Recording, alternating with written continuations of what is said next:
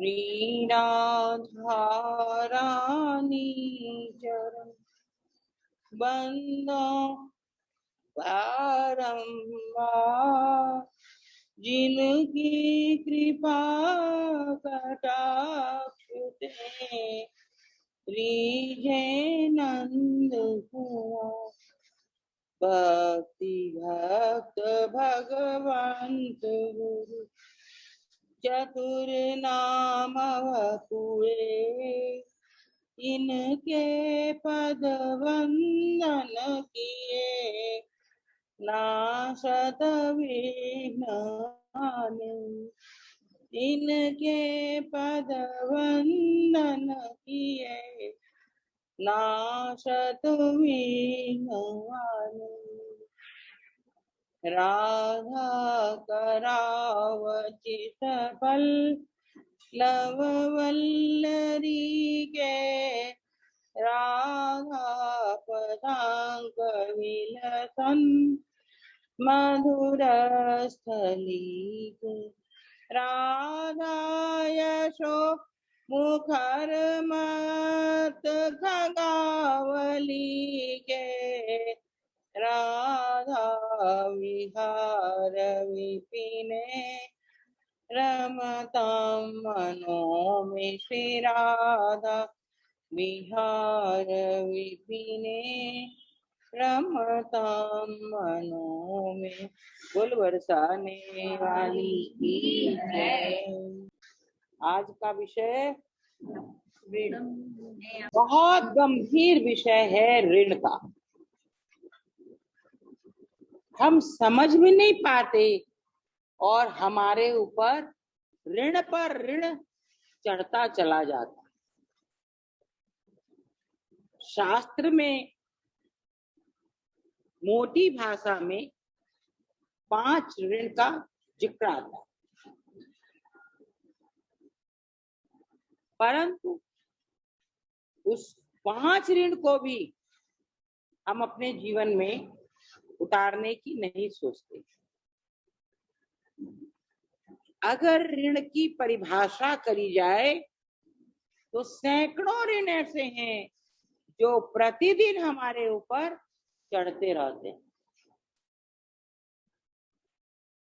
भागवत में 5 ऋण की बात आती है। देव ऋण, शास्त्र ऋण, पितर ऋण, अतिथि ऋण और कुटुंबी ऋण। 5 ऋण की बात हमारे भागवत में लिखी है।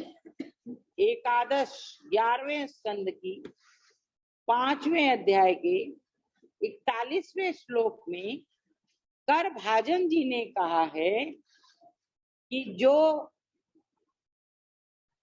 हर चीज से निर्मुक्त है उसके ऊपर जो केवल श्री कृष्ण का स्मरण करता है और जगत का कोई चीज से उसको मतलब नहीं है, उस पर ये 5 ऋण नहीं लगते। उसको उल्टा कर लिया जाए, हमें तो हर चीज से मतलब है तो ऋण तो हमारे ऊपर लग गया। इनकी मोटी व्याख्या ये है, देव ऋण आता है, हम देवताओं के ऋण से ऋणी हैं। देवताओं का ऋण मोटी भाषा में कहा जाता है, भगवान की पूजा करो, सूर्य भगवान को अर्घ दो, तुलसी जी में डल डालो, देव ऋण उतर गया। ये मोटी भाषा है। शास्त्र ऋण, शास्त्र जैसे कहता है वैसे अपने जीवन का आचरण करने से शास्त्र ऋण उतर गया। ये मोटी भाषा है। पितर ऋण, पितरों को जिस योनि में वो अब गए हैं हमें पता नहीं, उनका उद्धार का उपाय कर दो, पितर ऋण उतर गया।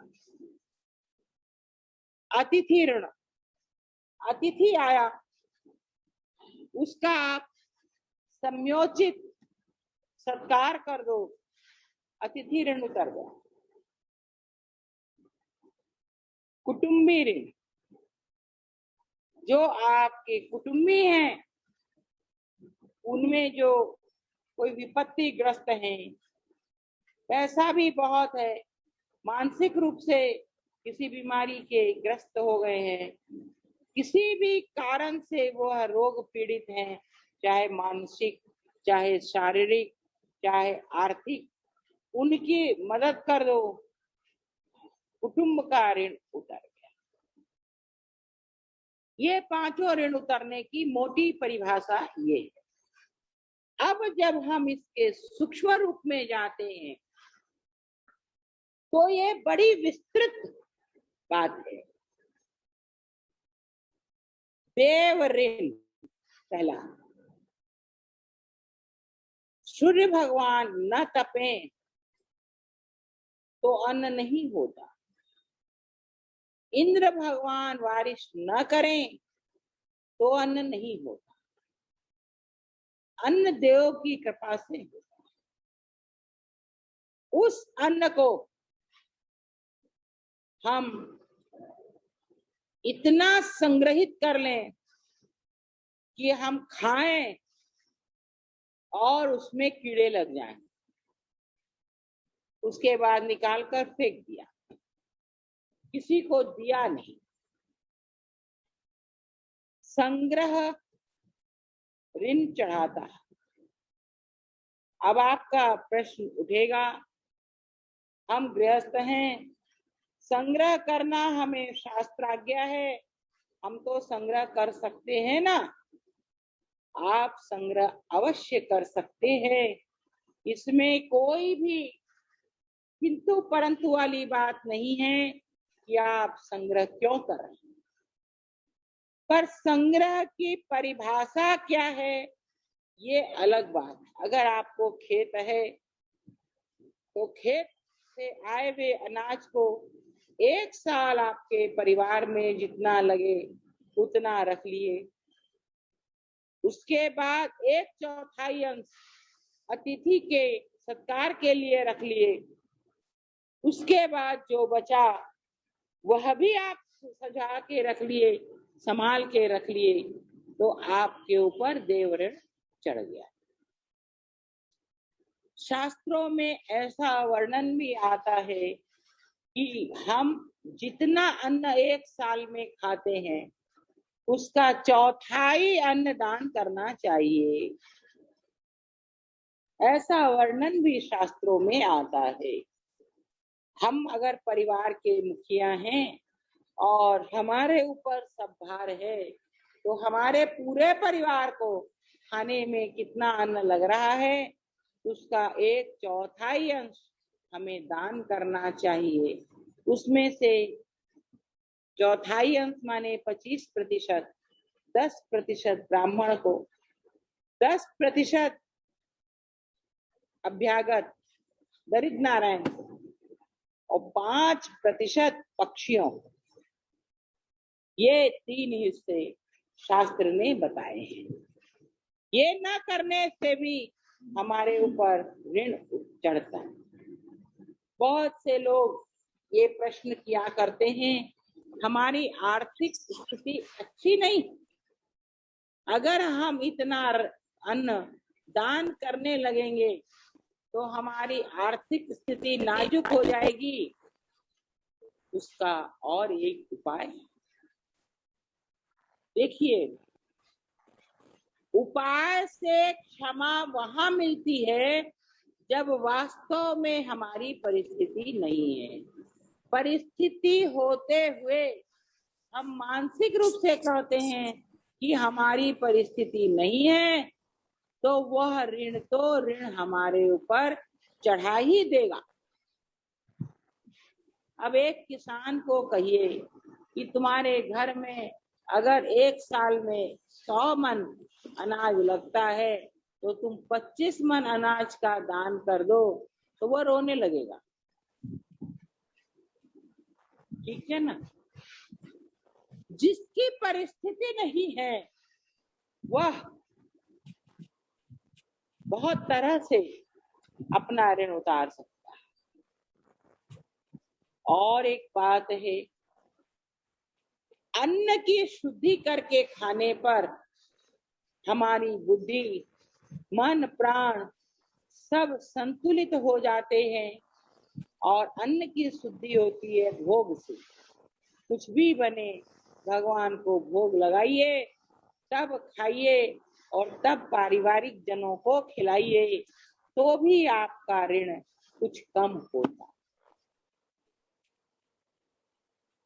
भगवत अर्पण कर कर हर चीज को आप अगर काम में लेते हैं तो वह ऋण आपका कम हो जाता है। बाई ने नियम बनाया हुआ था, हम लोगों को कोई भी वस्त्र पहनना होता था तो बिना भगवान को चढ़ाए हम कोई वस्त्र नहीं पहन सकते थे। हमारे यहाँ किसी को भी नया वस्त्र पहनना हो तो भगवान की देवी पे चढ़ा दीजिए, फिर उसको पहन। ऐसे नहीं, भगवद अर्पण करने से हमारा ऋण बहुत कुछ उतरता है। अब देखिए, हमारी शक्ति नहीं है कि हम इतना अन्नदान करें, तो हम जितना खाएं हर ग्रास भगवान को समर्पित कर दें। तो हम खाए नहीं है, हमने सारा अन्न भोग लगाया। भोग लगाने से तो ऋण नहीं चढ़ता। बहुत लोग ऐसे जो कहेंगे हमारी आर्थिक स्थिति ऐसी नहीं है कि हम 25% अन्न का दान कर सके, परंतु आज तो जिनकी परिस्थिति है वो भी नहीं करना चाहते, अपने से बचता ही नहीं। एक ने हमसे कहा हम 5 साल आपको इतना रुपया दिया करें। बहुत अच्छा, हम तो रजिस्टर्ड बेगर हैं, हम तो बरसाने वाली के लिए हमेशा कटोरा हाथ में लेकर खड़े ही रहते हैं। कोई कुछ भी डाल दो सब स्वीकार है, इतना ही डालो ये आग्रह नहीं है। 1 रुपए डालो उतनी ही प्रसन्नता है, 1 लाख डालो उतनी ही प्रसन्नता है। परंतु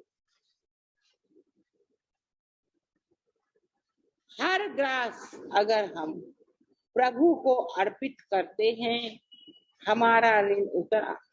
पर अगर भगवान ने हमको सामर्थ्य दी है तो हमें 25% अन्न का दान करना ही चाहिए।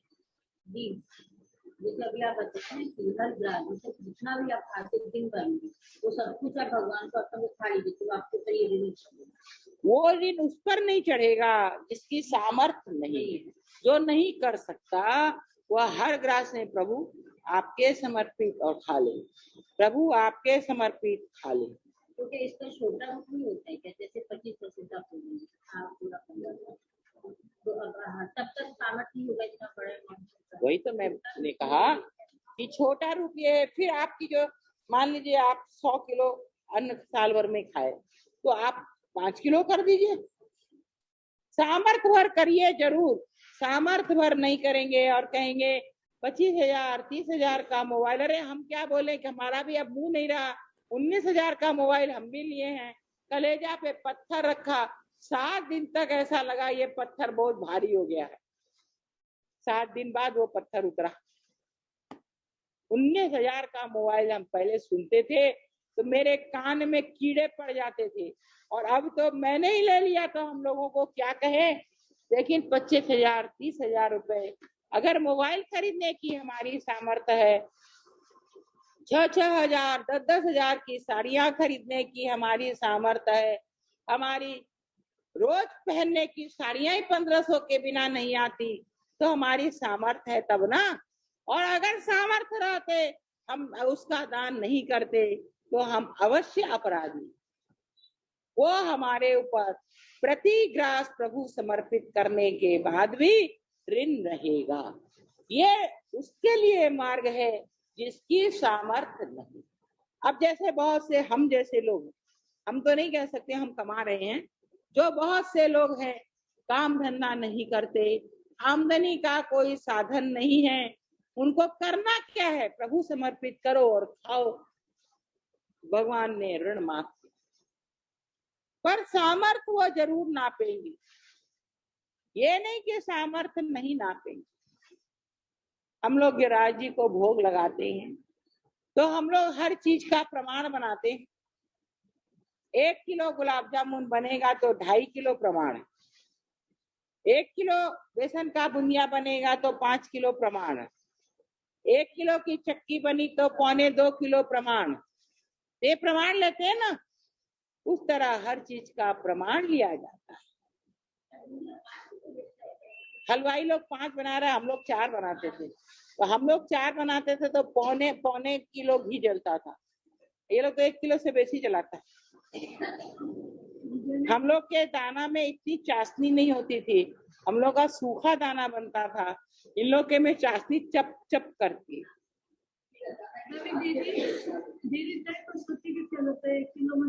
तो हम लोगों का उतना ही बैठता था। हम लोगों ने 8-8 सेर का बुंदिया अपने हाथ से बनाया, लेकिन जरा भी उसमें चप चप नहीं हुआ। अब तो शरीर नहीं है तो सब हलवाई करता है, पर हम लोग कभी हलवाई से करवाने का सपना ही नहीं देखे थे। तो हम लोग का 4 किलो बैठता, उसी प्रमाण से लेते थे। अब हर बार देखते हैं 5 किलो बैठ रहा है तो वो प्रमाण लेने लग गए। क्या करें, समय के साथ बदलना पड़ता है। परंतु ऋण चढ़ता है, केवल भगवान को भोग लगाने से ऋण नहीं होता। गौ ग्रास नहीं देते ऋण चढ़ता है, कुत्ते की रोटी नहीं देते ऋण चढ़ता है। हम क्या बोले, हमारे तो खुद घर में कुत्ते की रोटी नहीं जाती। हाँ, हमारी गली में हमारे घर दरवाजे के सामने तो हम हमेशा कुत्ता गंदा ही करके रखता है, इतना कुत्ता रहता है। हमारे घर में खुद भी कुत्ते की रोटी नहीं दी जाती, हम क्या बोलेंगे। लेकिन शास्त्र कहता है कुत्ते की रोटी नहीं देने से भी ऋण चढ़ता है, अग्नि को नहीं जिमाने से भी ऋण चढ़ता है। आपके घर में कोई मांगने आ गया, आप उसको कुछ नहीं दे सकते हैं, इतना सा कुछ खाने का ही नहीं तो ऋण चढ़ता है। ऋण की व्याख्या बहुत सूक्ष्म है, अगर उसको लेकर बैठेंगे तो 2-3 दिन लग जाएंगे। आज एक दिन में ही समेटना है, इसलिए थोड़ी सूक्ष्म रूप की व्याख्या छोड़कर थोड़ी मोटी मोटी व्याख्या कर लेते। वस्त्र का ऋण चढ़ता है। हम लोग 10 बार कपड़े पहने, ये आउटडेटेड हो गया। क्या वो क्या बोले, आउट ऑफ फैशन। वो गलती बोल गए, आउट ऑफ फैशन हो गया। अच्छा, गलती के लिए माफ कीजिएगा। हमने आउटडेटेड सुना था, वो ठीक है। बोलो बोली नहीं, रंग खराब हो गया, अब नहीं पहन सकते। हाँ, जरा सा आप फट गया, नहीं पहन सकते। हमारी ये माता जी पता नहीं मेरी कितनी साड़ियां छिपाती हैं, पता ही नहीं चलता, बहुत सारी छिपाती है मेरी। वस्त्र भी कहता है हमारे लिए सारे जड़ हैं, प्रभु के राज्य में सब सचेतन। वस्त्र का भी अगर हम अधिक प्रयोग करते हैं अपने देह पर, वह भी ऋण चढ़ता है। अगर मेरा जीवन 4 साड़ी में चले और हम 10 साड़ी का उपयोग करें, वह भी ऋण चढ़ता है। हम पहनते हैं 10 साड़ी, हमारे अलमारी में रखी है 50 साड़ी, उसका हमारे ऊपर बहुत ऋण चढ़ता है। और वह सब ऋण उतारना भी बड़ा कठिन हो जाता है। अगर हम 4 साड़ी पहनते हैं, 1 साड़ी का दान करना।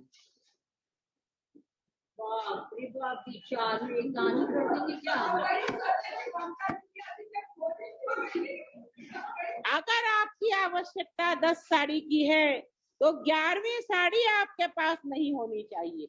हम क्या बोलेंगे, मेरी बक्सा में 40 साड़ी रखी है, अब नहीं है ना 40, अब निकल गई ना। हमने भी सोच लिया जिएंगे तब तक पहन लेंगे। जय राम जी की। हमारा भी बोलने का मुंह नहीं है, मेरे पास भी 40 साड़ी रखी। लेकिन मेरे पहनने की अलमारी में आपको 8 साड़ी से बेसी नहीं मिलेगी। तो ठीक है, पहनने के बाद 4 रख लेंगे, बाबा के अलग रख लेंगे। ये बोलने की बातें हैं, हम हास परिहास कुछ भी कर लें, ऋण चढ़ता है। इसका सबका ऋण का पता नहीं चलता, हम ऋण तले दबते चले जाते हैं। और क्या चीज का ऋण है यही हम नहीं समझ पाते।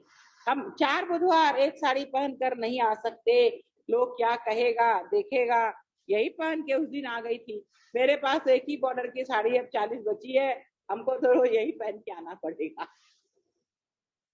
एक तरह से ये मेरा यूनिफॉर्म हो गया।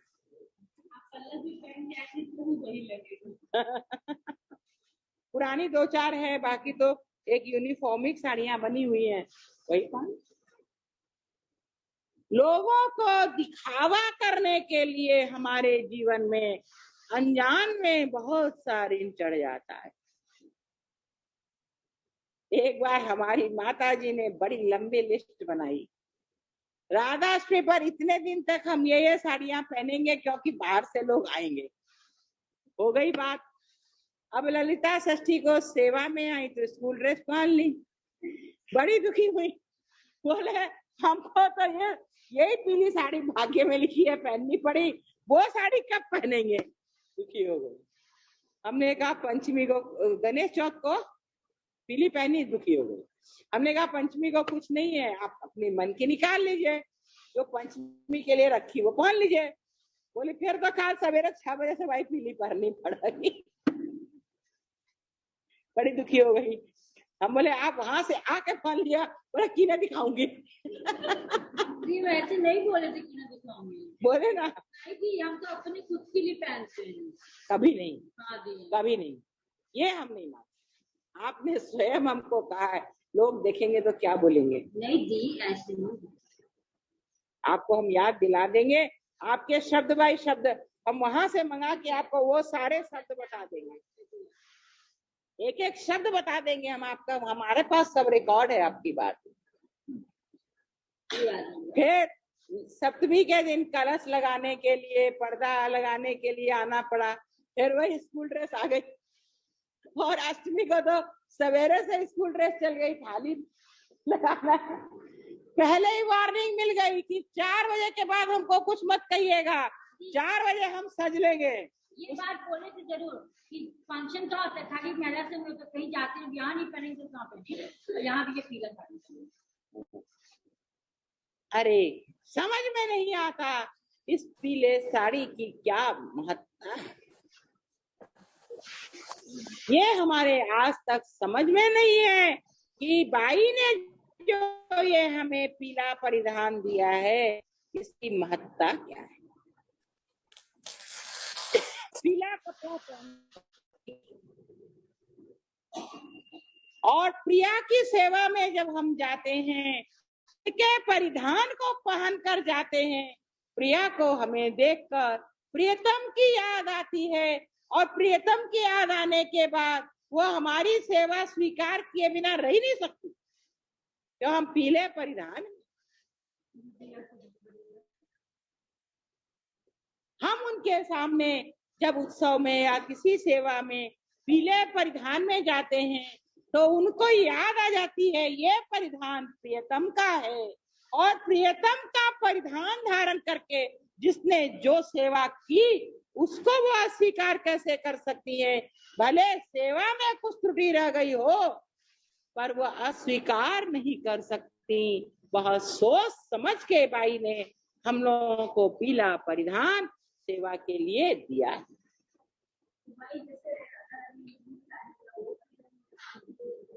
नहीं, आप तांत की पहनिए, हमने मना नहीं किया। हम लोगों को जो बाई ने कहा सेवा में पीले वस्त्र ही पहनना है, उसकी क्या महत्ता है हम लोग नहीं समझ सकते, पर उसको समझने में अगर आ जाए। अभी आज ही माता जी कह रही थी थोड़ी से दिन में तो कपड़े का रंग खराब हो जाता है, फिर भी उसमें पीलेपन की झलक तो रहती है ना। उनको तो हमारा पीला वस्त्र ही दिखेगा और वह प्रियतम की स्मृति में आ ही जाएंगी हमारी सेवा से। अरे उनको स्मृति आते ही उनकी दृष्टि तो हम पर पड़ेगी ही। देखिए बहुत गंभीर विषय है। ये सब मेरा मन गढ़ंत है, कहीं शास्त्र प्रमाण नहीं है। कहिएगा शास्त्र प्रमाण दो, तो मेरे पास नहीं है। बहुत सोच समझ के बाई ने हम लोगों को सेवा के लिए पीला परिधान दिया। पीला परिधान प्रियतम की चिन्ह है। प्रियतम का चिन्ह लेकर अगर हम प्यारी के सामने जाएंगे, निश्चित रूप से उनको प्रियतम की स्मृति आएगी और वह हमारी सेवा कभी अस्वीकार कर ही नहीं सकती। ये गारंटी है। क्या देखिए, इस सब विषय में जाएंगे तो बहुत विषय लंबा हो जाएगा, लेकिन आप प्रश्न किए, हम उत्तर अवश्य देंगे। पीली और नीली साड़ी जो बाई ने कीर्तन मंडली को दी थी, बाई ने कीर्तन मंडली को 2 दल में बांटा था। 8 सखियां श्री राधा की और 8 सखियां श्री कृष्ण की। श्री राधा के दल में जो है वह नील परिधान पहनेंगी और श्री कृष्ण के दल में है वो पीत परिधान पहनेंगी। जब प्रिया जी की कोई सखी प्रियतम की सेवा के लिए आएगी तो परिधान देखकर उनको प्रिया की याद आएगी, और जब प्रियतम की सखियां प्रिया की सेवा में जाएंगी तो पीत परिधान देखकर उनकी स्मृति आएगी। पर साथ में बाई ने ये भी कहा था, बहुत खतरा है बुल्लू साड़ी पहनने में, जिनको मैंने दिया वही पहनना, इसके अलावा कोई धारण मत करना। ये भी बाई ने मतलब सावधान कर दिया था, पीली साड़ी कोई भी पहन लेना पर नीली साड़ी मत पहनना। वो कीर्तन मंडली वाली आज इनकी हिम्मत नहीं। आज मनोरमा बाई ने साफ कह दिया, हम 2 बार वस्त्र नहीं बदल सकते। तो अभी भी वो लोग वो बाई की कीर्तन मंडली वाले कपड़े पहनकर ही कीर्तन करती हैं अष्टमी और उत्सव में। कल इन्होंने सवेरे 6 बजे वाला कीर्तन वही कपड़ा पहनकर किया, फिर मेरे साथ यहाँ ही कपड़ा बदल के फिर नहाकर वही कपड़े पहनकर सेवा में गई। ये निष्ठा है। उस विशेष कपड़े की बात थी। लेकिन ऐसे भी जो हम लोगों को पीठ परिधान बाई ने दिया है, ये बाई का ही दिया हुआ है। जो हम लोग स्कूल ड्रेस पहन के यहाँ आते हैं, हम तो उस पीठ परिधान को स्कूल ड्रेस कहते हैं शुरू से। हम तो पहले बहुत बार कहा करते थे, मेरी स्कूल ड्रेस रख दो, हम नहाने जा रहे हैं, स्कूल ड्रेस दे दो, हम जा रहे हैं। बहुत बार कहा करते। बहुत सोच समझ कर बाई ने बाई ने कहा, ये जो कपड़े कीर्तन मंडलियां अपने घर में छोड़ देंगी पहनने से, वो सब ला के महिला संघ में रख लेना। पूजा के सारे कपड़े महिला संघ में आ जाने चाहिए। हमारे पास अभी 2 बक्सा कपड़ा है, पर कोई कीर्तन मंडली ने दिया नहीं, बुल्लू वाली सब अपने ही घर में रख ली। एक दिन हमने, एक बहुत साल पहले की बात है, किसी घर घर काम करने वाली माता जी को देखा, वो कीर्तन मंडली की नीली साड़ी पहनकर चल रही थी। बड़ा कष्ट हुआ, इनका भविष्य क्या होगा। देने वाली ने तो दे दिया, लेकिन बाई की बात को विस्मृत कर दिया, इसका फल क्या हो। लेकिन हम कुछ बोल तो सकते नहीं। संत कुछ भी करते हैं, उसके पीछे बड़ा गूढ़ रहस्य होता है। एक बार हमने एक कहानी पढ़ी थी व्हाट्सएप पे। आप लोग मत बोलिएगा कहाँ पढ़ी थी, बता दिए। हाँ, अब हम व्हाट्सएप वाले हो गए हैं, ये आप समझ। जितनी हमको व्हाट्सएप से चिढ़ थी, उतना अब दिन रात व्हाट्सएप में ही फंस गए। एक तरह से कहिए तो मेरा जीवन ही बर्बाद हो गया व्हाट्सएप में। बर्बाद हो गया जीवन व्हाट्सएप। दिन भर व्हाट्सएप को ऊपर नीचे करता रहा।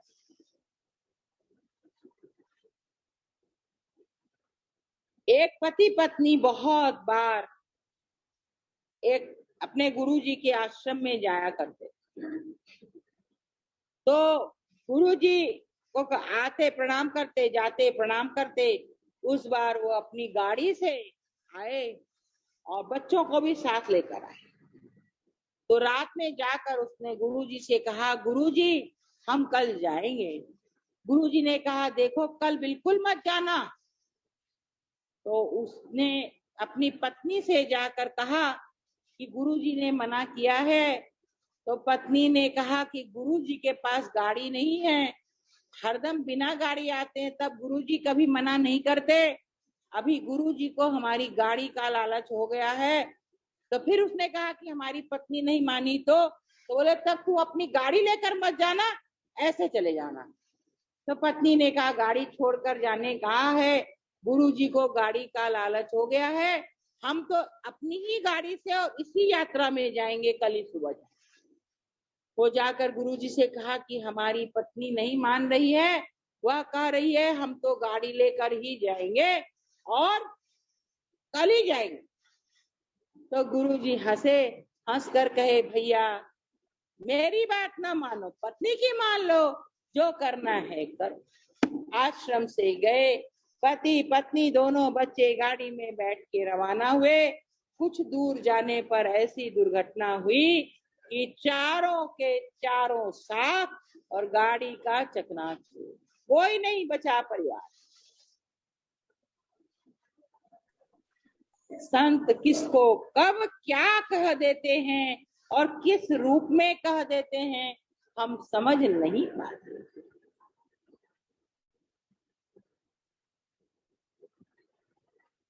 इसलिए हमको जब भी कभी किसी को कहने की प्रेरणा होती है, हम कहना पसंद नहीं करते, क्योंकि अगला अगर नहीं माना, दुर्घटना हो गई तो कहेगा मीराबाई टोक दी थी। और काहे हम टोकेंगे, हमको क्या लेना देना पड़ा है, हमको क्या लेना देना, हम क्यों टोके। हमारे साथ एक बार ऐसा हुआ है, इसलिए हम अब किसी को बोलना पसंद नहीं करते। कभी भूल से मुंह से निकल जाता है तो बड़ा पश्चाताप होता है कि ऐसा हमको प्रेरणा हो रहा है, आप ऐसा मत करो, लेकिन कहना नहीं चाहते। तो हम लोग ऋण की बात कर रहे हैं। किसी मंदिर में गए, किसी ने को हमने देखा, उसके पास कोई वस्त्र नहीं है, क्योंकि प्रतिदिन वह एक ही वस्त्र को पहनकर आ रही है। तो या तो वो त्याग में है या अभाव में। तो हम उसको जानने की, उसे बात खूब करते हैं, मित्रता खूब है, पर हम उसको जानने की चेष्टा नहीं करते कि वो अभाव में है कि त्याग में है। अगर वो अभाव में है और हमारी उससे मित्रता है और हमने उसको थोड़ा भी सहयोग नहीं किया, यह भी ऋण चढ़ता है। ऋण की गति बड़ी सूक्ष्म है।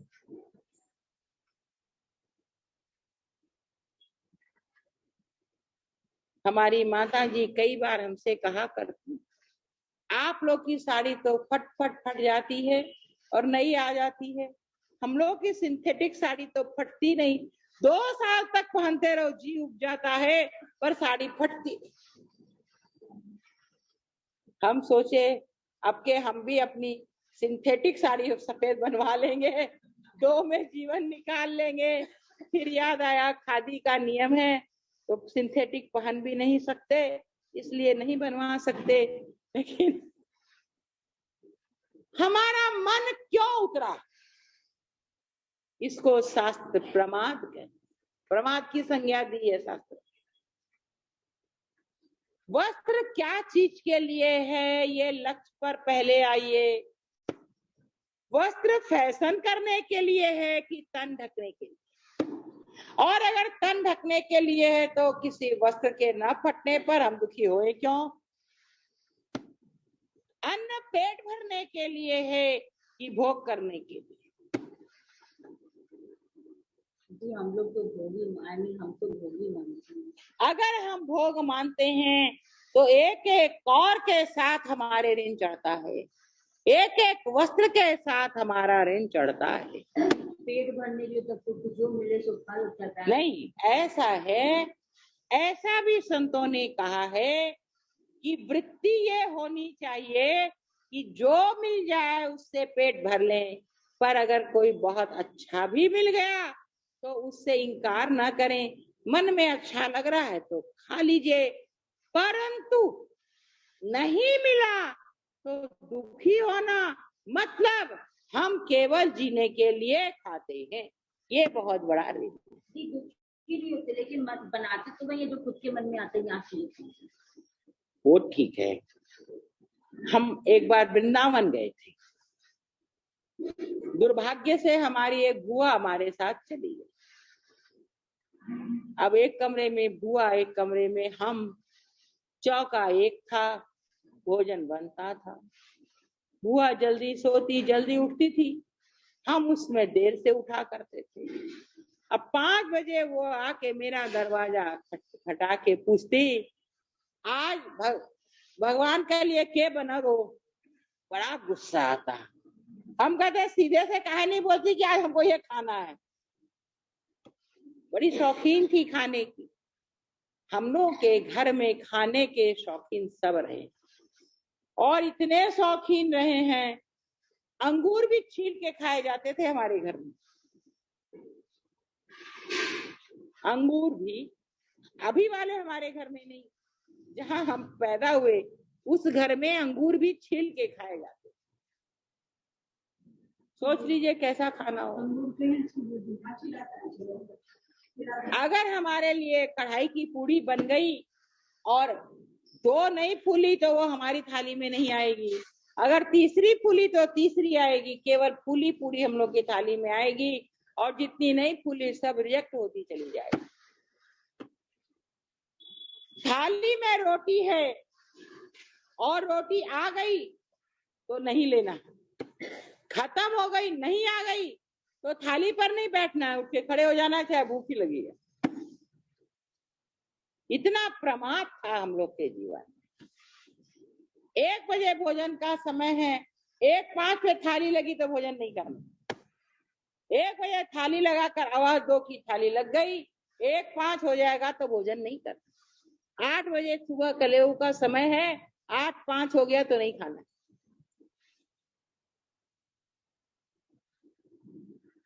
हम लोग के घर में सुहाली नहीं चलती थी, भुजिया नहीं चलता था, हर वक्त गरम गरम ही बनेगा और सब गरम ही खाएगा। बड़े विचित्र परिस्थितियों में हम लोग का लालन पालन हुआ है, इसलिए आज मन से खाने की लालसा जाती नहीं। इतनी लालसा रहती है, अगर 2, 4, 5 दिन कोई चीज खाने का मन हुआ, नहीं मिला तो कहते हैं बनवाओ ना, लालसा नहीं मिटती। यह भी पाप है। जानते हैं, यहाँ बैठकर व्याख्यान देते हैं, उसके बाद भी मन की लालसा नहीं मिटती। एक दिन हमारी माता जी कह रही थी, आपको इतना समोसा का शौक था, अब रोज बनने लग गया इसलिए आप नहीं खाती हैं क्या। हम मन में हंसे, हंसकर हम कहे कि जब रोज खाने का, हम जब बाजार से ला के रोज खाते थे तो घर में रोज खाने में हमें क्या कष्ट है। शायद ही कोई दिन होता था जब महिला संघ में रह गए तो बात अलग है, अगर घर चले गए और समोसा ना खाए वैसा दिन शायद ही कभी जाता था। यहाँ से जाते गेट में घुसते ही कहते जग्गू महाराज के यहाँ से 4 समोसा लेके आओ। पहले दरवान को इंस्ट्रक्शन देते कि समोसा लेके आओ, तब अंदर जाते। एक बार हमने बाई से प्रश्न किया, बाई क्या करे, खाने की लालसा मिटती ही नहीं, और हर चीज में ऐसी लालसा है इसके बिना रहा ही नहीं जाए, ऐसी लालसा बसी पड़ी है। बाई ने कहा, मीरा बड़ा सरल उपाय है, जिस चीज में तुम्हारी लालसा फंसी है वह सबको खिलाओ और खूब बांटो और दरिद्र नारायण को खिलाओ, लालसा अपने आप मिट जाएगी। अब कभी देखते हैं खराब होगा, बर्बाद होगा तो खा लेते हैं। ये बहुत बार कहती है, कुछ नहीं बना हुआ है अभी, समोसा ही खा लीजिए, हम पे कुछ और ला दो। अब लालसा नहीं करते। हमने नियम लिया, 2 बार दरिद्र नारायण को साल में समोसा खिलाएंगे, वही जो हमारे यहाँ बढ़िया घी में बनता है वही। भाई ने कहा जो तुमको अतिशय प्रिय हो और उसको तुम उसकी प्रियता छोड़ना चाहो तो दूसरों को खूब खिलाओ।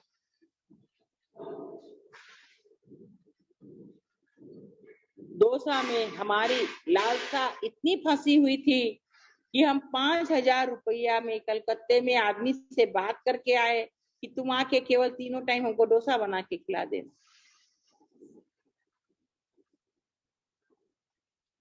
वहां से बात करके जब हम आए, ट्रेन में बैठे, तो हमने विचार किया, क्या ये पाप नहीं है कि हमारी जीभ की लालसा के लिए हम 5,000 रुपया खर्च करके एक आदमी को केवल 3 टाइम 2-2 डोसा बनाने के लिए रखेंगे? ये क्या पाप नहीं है? कितना बड़ा पाप। वह 5,000 कोई जरूरतमंद को दें, उसका कितना बड़ा जरूरत पूर्ति होगा। और जीभ की लालसा के लिए हम इतना खर्च करने तैयार हो गए। भाई की कृपा से यह विवेक मेरा जागृत हुआ और हमने वह विचार छोड़ दिया। देखिए, लालसा का आपको परिचय देने के लिए हम ये बात बता रहे हैं। वह विचार छोड़ दिया। फिर ये दुकान करने की जब बात आई तो यही था मेरा उद्देश्य, अब रोज डोसा खाने मिलेगा। अब रोज डोसा खाने मिलेगा। अब दुकान हो गई, अब क्या है, अब तो रोज डोसा खाने मिलेगा। इसके लिए हमको अतिरिक्त खर्च भी नहीं करना पड़ेगा, ये पाप भी नहीं है और डोसा खाने रोज मिलेगा। बाद में हमने जब 1-2 बार बनवाया, देखा मेरे तो डोसा के लिए इतना मसाला, इतना सांभर बनाओ, इतना समय व्यर्थ होता है और खाने के बाद बर्बादी कितनी होती है, तो ये प्रमाद हुआ कि नहीं, हमने छोड़ दिया। अब कभी महीना 2 महीना में एक बार कभी बने, वह भी हरदम बने ऐसा जरूरी नहीं।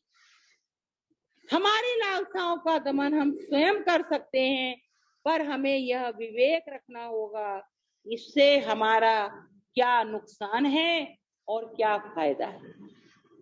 हम कई बार ऐसा करते थे, यहाँ प्रसाद बट रहा है, कुछ उसमें से उठा के रख लिया, बाकी बांट दिया।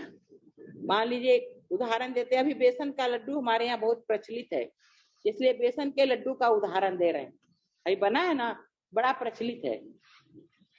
तो अब मान लीजिए 100 बेसन का लड्डू बना, तो 25 तो हमने अपने लिए पहले रख लिया कि हम लोग खाएंगे, और 75 में सबको बांटा।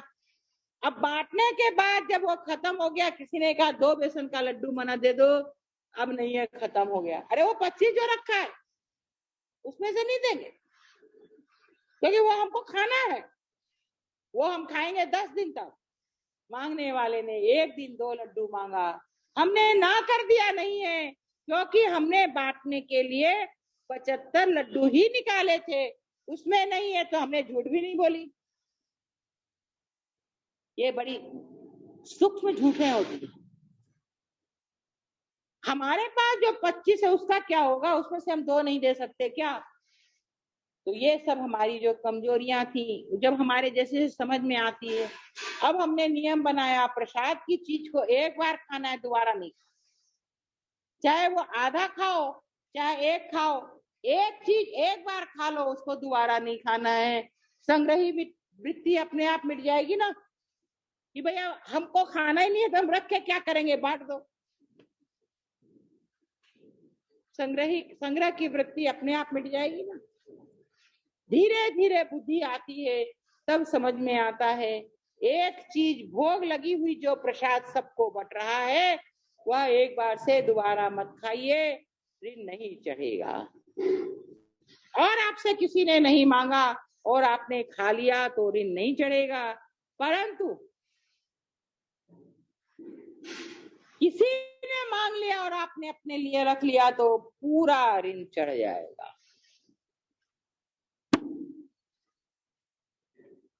सबको मिलता है 2, हम लेंगे 10, ऋण चढ़ जाएगा। अगर सबको 2 दिया तो हमें भी 2 का ही अधिकार है, 2 के बाद तीसरा लड्डू खाने का अधिकार नहीं। एक दिन हमसे राम प्यारी बाई से हमने कहा, राम प्यारी बाई 2 साल हो गए हमको बरसाने वाली का लड्डू खाए, एक लड्डू आप हमको दे दीजिए, आज हमारा लड्डू खाने का बड़ा मन कर रहा है।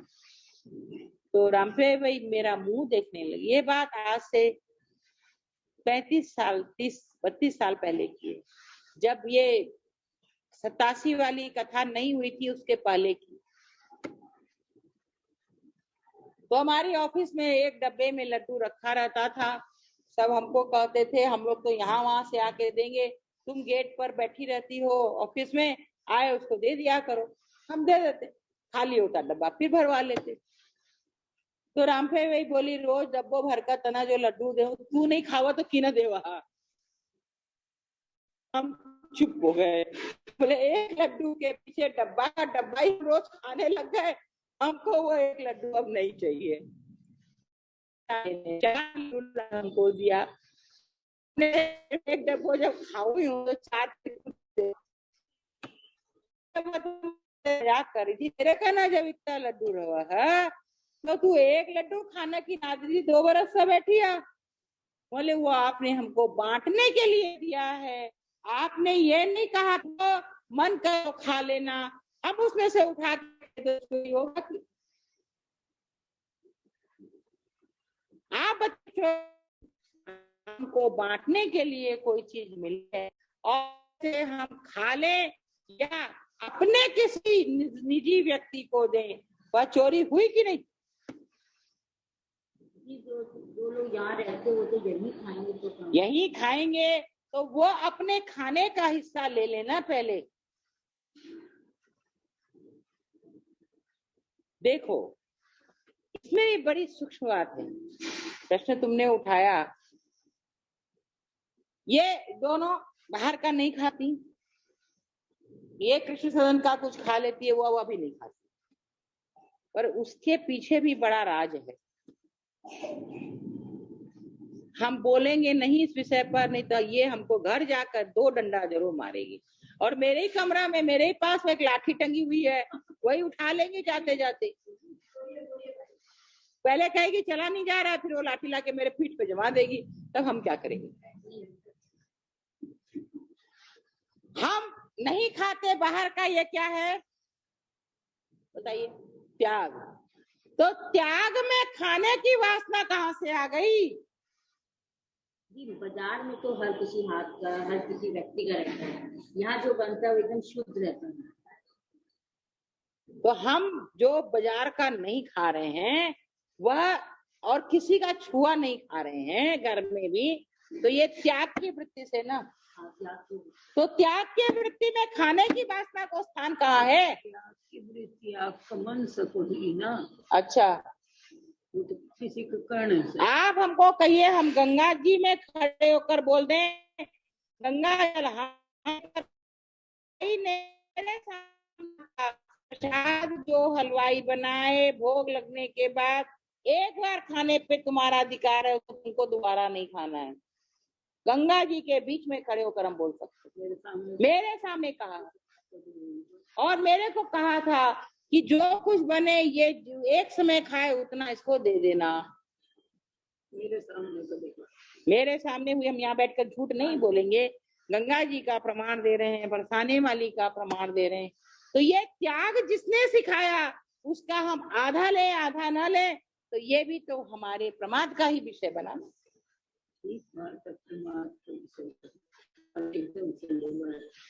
मन में जो खाने की है, मन में खाने की लालसा है, तो फिर वैराग्य का ढकोसला होगा। हमारी लालसा है, ठीक है, फिर बाई की आड़ में कि इसका छुआ नहीं खाना है, इसका बाई की आड़ ना ले। यही तो मेरा शुरू दिन से झंझट है। एक चीज बाई की आड़, दूसरी चीज बाई का बात मानना है, मेरी बस नहीं। हमारी तरफ से कोई रोक नहीं है, खूब खाइए। अरे बरसाने वाली ने इतना दे रखा है, अभी देखिए 1.25 महीने हुई, अभी तक तो हमने एक बूंदिया नहीं चाखा है, अभी तक नहीं चाखा है। क्या दिया था तुमने रात में हमको? गुलाब जामुन चाखा, समोसा और गुलाब जामुन रात में खाया था, और उसके बाद अभी और कोई चीज नहीं चाखा, इतना चीज भोग लगा। क्या बोले? अब आप बताइए, जब तक हम अपने खाने की वृत्ति में फंसे हुए हैं, कपड़े की वृत्ति में फंसे हुए हैं, अपने सुख की वृत्ति में फंसे हुए हैं, तब तक हमारा मन उनकी तरफ जा कैसे सकता है? क्योंकि मन में तो अभी ये फंसा है, हमको ये चाहिए, ये चाहिए, फिर उसमें प्रमाद होता है, ऋण चढ़ता है, और ऋण हमको ऐसा दबाता है कि मेरी बुद्धि उधर जा ही नहीं।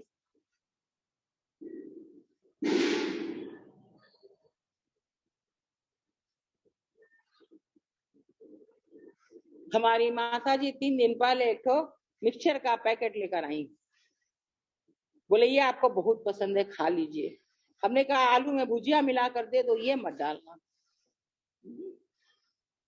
लाई थी उस दिन स्पेशल मिक्सचर का पैकेट।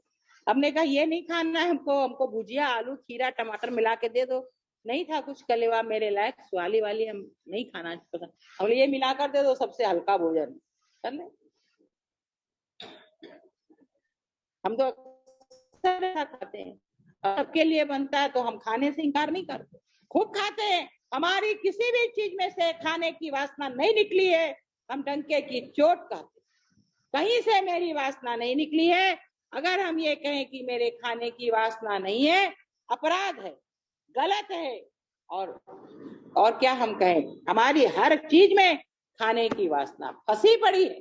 वासना न हो जिको तो खाओ, ना तो खाओ। नहीं, हम खूब खाते हैं, पर वासना हमारी किसी चीज से नहीं निकली।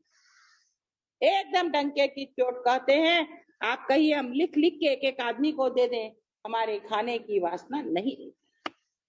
इसलिए हमारा किसी को कहने का मुंह भी नहीं। इसीलिए सब इतने हैं। हाँ, इसीलिए सब इतने हाँ, कि बांटते बांटते कहीं हमारी वासना पूरी हो जाए। बना सबको याद है, सबको बुला के खिलाए। इसलिए कि मेरी डोसा में बहुत वासना थी, हम बोले सबको खिलाओ। भाई ने कहा है सबको खिलाने से, इसलिए उस दिन हम 80 आदमी को डोसा खिलाए थे बुला के घर।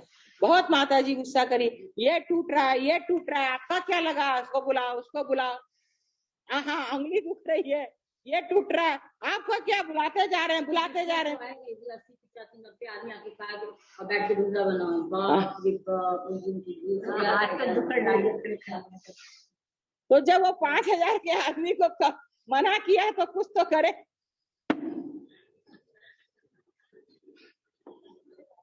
प्रभु के समर्पित करते चले जाएं, हमारी वासना धीरे धीरे जरूर मिटेगी।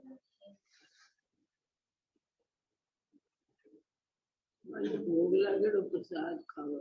हाँ, गुड़िया आप चुप रहिए, आप 10 बार खा लिया करिए, क्योंकि आपका एक लड्डू 5 बार चलता है। तो आप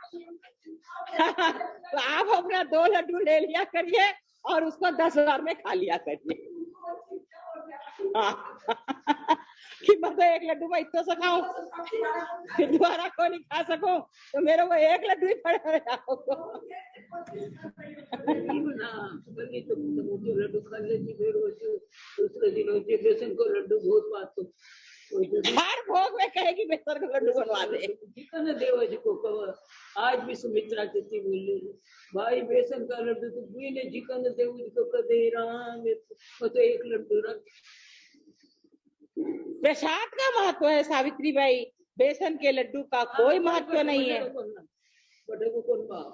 कोई महत्व नहीं है बेसन के लड्डू का, प्रसाद का महत्व है। प्रसाद में देखिए कितनी बड़ी बात है, आप जो जो ना देखे हो एक दिन आजमाइएगा। एक कढ़ाई में 5 किलो आटा सेका जाता है, उसी में से लाडली का छोटा लड्डू बनता है और गिरिराज जी का बड़ा लड्डू बनता है। दोनों के टेस्ट में फर्क है ना। अब आप बताइए, लाडली के लड्डू का स्वाद और गिरिराज जी के लड्डू का स्वाद भी क्यों फर्क हो गया? वो तो श्री कृष्ण ही है, फिर भी फर्क है।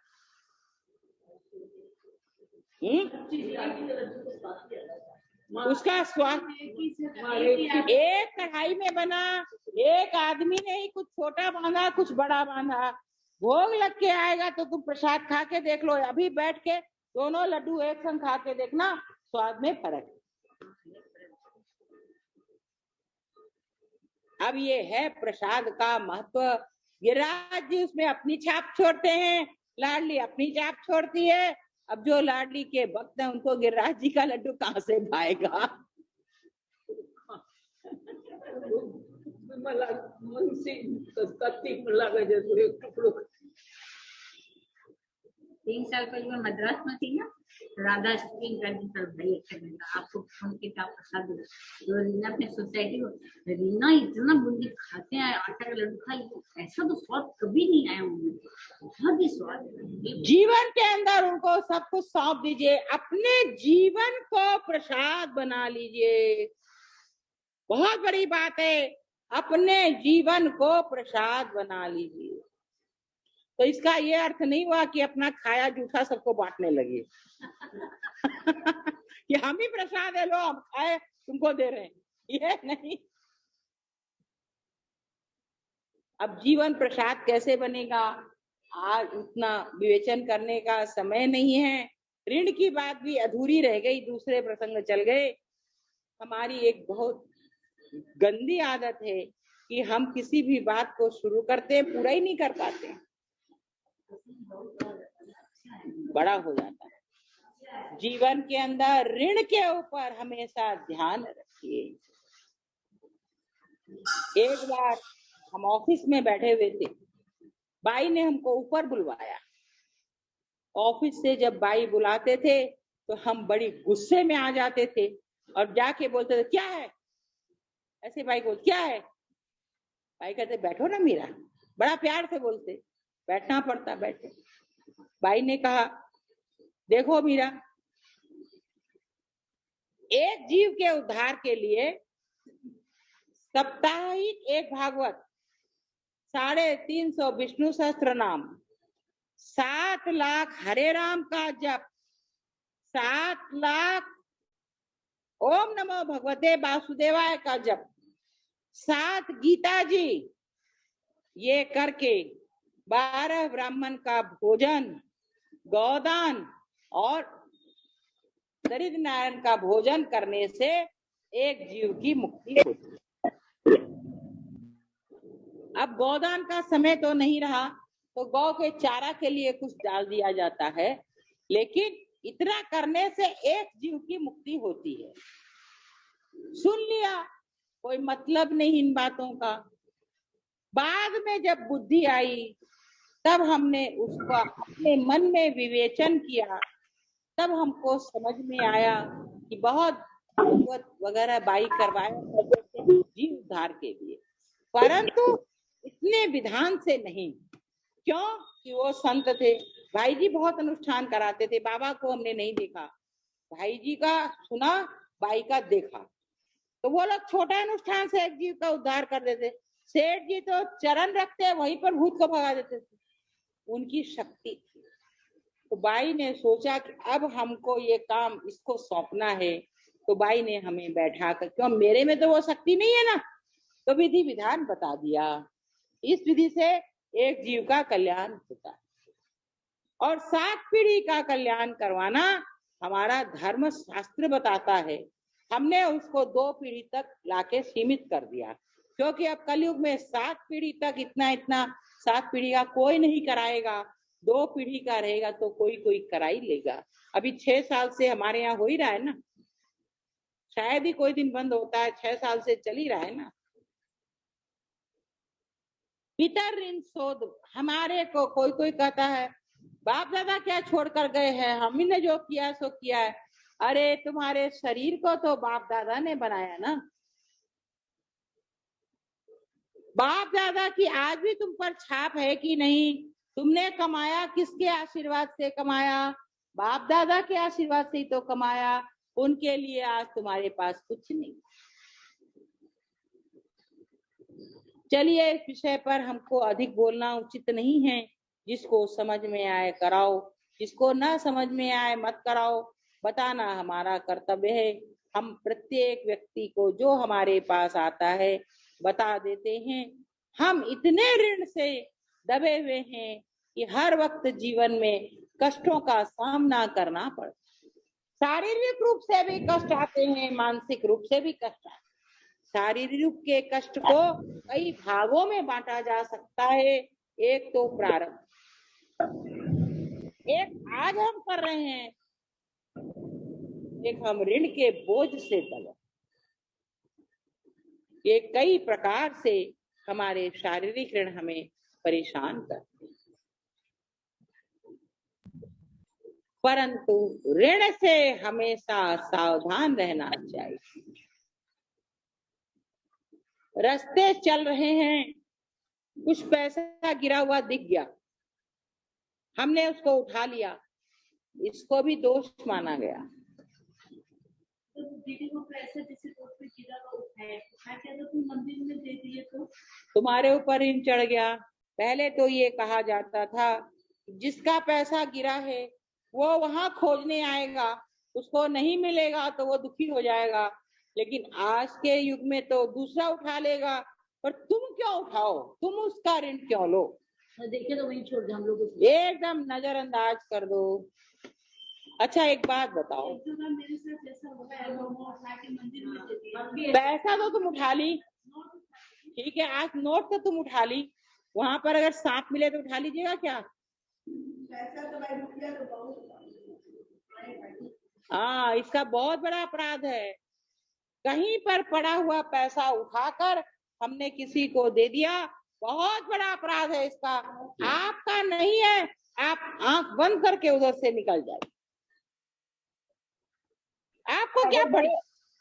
अगर भाई किसी का पैसा है और उठा लिया, भरा हुआ वो है वॉलेट और उठा लिया और उसी को अपने पहुंचा दिए, तो आपको ये मालूम होना चाहिए ना कि ये किसका है। उसको पहुंचा दिया तो अपराध नहीं लगता, पर रोड में चलते हुए आपको मिला तो आपको क्या पता है किसका है? तो उसके अंदर उसका है ना फोटो और सब चीज है, तब कोई अपराध नहीं है, तब आप पुण्य के भागी बनेंगे। अगर आपने कुछ उठाया और उसका उसने पूरा पता लिखा है और आपने उसी को पहुंचा दिया, तब तो आप पुण्य के भागी बनेंगे। लेकिन ऐसे कोई नोट पड़ा है और आपने उठा लिया तो आप दोष के भागी बनेंगे। जिसका है उस तक पहुंचाना गलत नहीं है। आपको पता ही नहीं है किसका है और आपने उठा लिया तो वह काम गलत है। पहले हम लोग पर्स कहा करते थे, आजकल पता नहीं वॉलेट वगैरह क्या बोलते हैं, हाँ वॉलेट। पहले के जमाने की भाषा ही नहीं।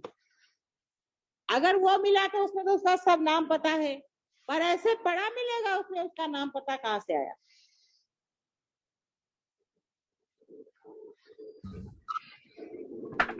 जीवन जीने के लिए बड़ी सावधानी की आवश्यकता है। आप सत्संग मत करिए, आप भजन मत करिए, पर सावधानी से ऋण मत चढ़ने दीजिए, अपराध मत बनने दीजिए, जीवन में प्रमाद को स्थान मत दीजिए। ये आपका एक सहज जीवन। अब सहज जीवन के बाद आपको भगवत प्राप्ति की ओर जाना है तो भजन करना ही पड़ेगा। दोषों से मुक्त हो जाइए, भजन में भी बड़ा सहायक होगा। बहुत से लोग हमने सिर पर हम एक पांव भी नहीं चल पा रहे। पहले तो इतनी सारी पोटरियां हमने अपने सिर पर रख रखी हैं, भजन में मन कहाँ से लगेगा? ममता की पोटरी रख ली, लोभ की पोटरी रख ली, कामना की पोटली रख ली, ऋण की पोटली रख ली। ऋण बहुत तरह के हैं, सबकी पोटरी रख ली। तो वो पोटरी से दबे हुए हम भजन कैसे कर सकेंगे? प्रतिदिन सवेरे उठकर प्रभु से कहिए, प्रभु आज तक जो हमारा ऋण था उसका हमको उपाय बताइए, प्रेरणा कीजिए हम उससे कैसे उऋण हो।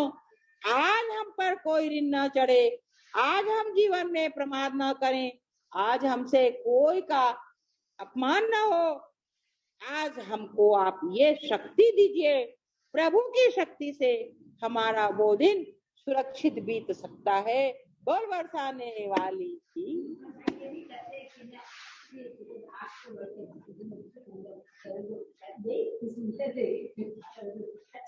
ये डोकरिया पुराण है, शास्त्र का प्रमाण नहीं है, ऋण तो आपको चढ़ेगा ही। आप सभी से हमारी प्रार्थना है, अधिक बोलने के अभ्यास के कारण कुछ न कुछ गलत भी निकल जाता है, क्षमा करिएगा। अच्छा लगा हो ग्रहण करिएगा, खराब लगा हो सब छोड़ दीजिएगा। और जो लगे ये संतों की बात है, शास्त्रों की बात है, उसी पर ध्यान दीजिएगा। ऐसा लगे ये मीरा की बात है, यही छोड़कर जाइएगा, साथ मत ले जाइएगा।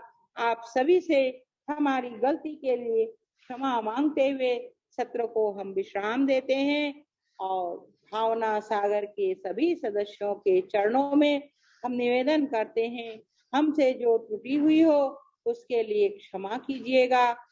भावना अमृत निर्झर के सभी सदस्यों से हम प्रार्थना करते हैं, कोई गलती हुई हो हमें सुझाइएगा, मन में मत लगाइएगा और हमको भी शुद्ध करिएगा और अपने भी शुद्ध हो जाइएगा। बोल बरसाने वाली की जय।